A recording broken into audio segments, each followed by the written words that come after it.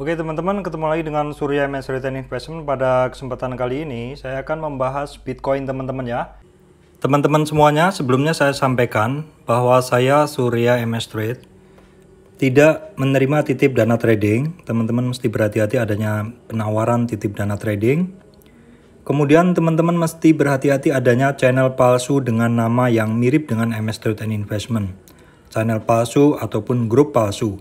Banyak yang seperti itu teman-teman, di grup-grup lain juga sama, teman-teman mesti berhati-hati. Yang ketiga, hati-hati adanya komentar palsu di channel YouTube saya. Ini saya khususkan untuk melihat tren Bitcoin dengan time frame yang lebih panjang. Ini yaitu time frame weekly teman-teman ya. Nah, ini adalah chart dari Bitcoin dalam weekly. Teman-teman bisa lihat tarikannya ini adalah sama dengan yang saya tarik pada daily teman-teman ya. Jadi di kisaran 64 jutaan ya, 64 juta swing low-nya. Kemudian saya tarik ke atas sampai swing high-nya ya. Swing high-nya itu di sekitar 956-an ya, sekitar 950-an. Itu adalah high-nya dari Bitcoin di dalam weekly. Nah, sekilas teman-teman, di dalam pergerakannya, Bitcoin seperti ini, dia pada weekly, dia turun. Pada penurunan pertama, dia tertahan di support 23,6 retracement di sini, di sekitar 744. Terus kemudian mantul ke atas, namun tidak kuat untuk menembus high-nya dan turun. Ini saya jelaskan dulu teman-teman ya. Terus dia tidak kuat di 23 retracement di 744 jebol. Nah, jebolnya ini teman-teman, jebolnya ini di retracement 38 itu adalah langsung ke bawah. Langsung ke bawah ya teman-teman. Terus kalau kita lihat di area sini ada satu area kumpulan candle weekly. Ini bisa menjadi area tahanan, area yang menahan penurunan lebih lanjut, yaitu di kisaran 450-an ya, 400, kalau dari sini sekitar 404 sampai sekitar 600-an. Jadi sekitar 404 sampai 600-an, tetapi penurunan kemarin untuk Bitcoin hanya sampai sekitar 450, terus kemudian dia kembali ke atas ke 580. Di 580 dia selalu kembali teman-teman. Nah, ini adalah minggu ke-5 dari penurunan Bitcoin. Kalau teman-teman lihat, ini adalah candle ke-5. Nah, ini adalah candle ketika terjadi penurunan Bitcoin yang sangat dalam kemarin.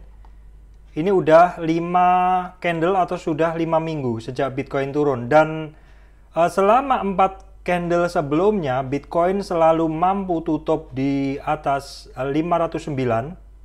Namun untuk saat ini, saya bikin konten ini, Bitcoin tutup saat ini berada di bawah dari 509. Nah, ini weekendnya belum selesai teman-teman. Ini weekendnya belum selesai. Kita akan lihat ganti candlenya untuk weekend ini apakah bisa kembali ke atas 509. Kalau memang bisa kembali ke atas 509, maka memang 509 ini bisa sebagai support kuat yang udah diuji oleh Bitcoin selama 5 minggu ini. Jadi kita mesti menunggu tutupan closing weekly untuk Bitcoin ini teman-teman ya. Saat ini kalau kita lihat dari posisi MA5, 20 dan 200 ya teman-teman, yang merah ini adalah MA5. Jadi harganya saat ini dia berada di bawah MA5 weekly, MA20 weekly dan masih di atas MA200 weekly. Kalau kita lihat teman-teman, ini secara sinyal untuk MACD line yang warnanya biru, dia udah dead cross. Yang merah teman-teman ya, itu sudah cukup lama, udah terjadi sebelum terjadi penurunan Bitcoin yang dalam. Jadi sebenarnya sinyal penurunan dari Bitcoin ini kalau di dalam weekly chart itu bisa terbaca lebih dulu teman-teman ya. Ini saya beri tanda teman-teman. Ini saya beri tanda ketika MACD line yang biru terjadi dead cross dengan yang merah atau terjadi dead cross dengan signal line, itu terjadi pada tanggal atau pada tanggal 19 April teman-teman. Teman-teman bisa lihat tuh 19 April. Jadi sebenarnya penurunan dari Bitcoin ini secara indikator sudah bisa kita lihat. Jadi ketika indikatornya ketika indikatornya dead cross itu harganya masih naik, tapi sebenarnya itu adalah diver atau perbedaannya ketika harganya naik tetapi indikatornya turun itu terjadi divergen dan biasanya tidak lama itu akan terjadi penurunan seperti itu.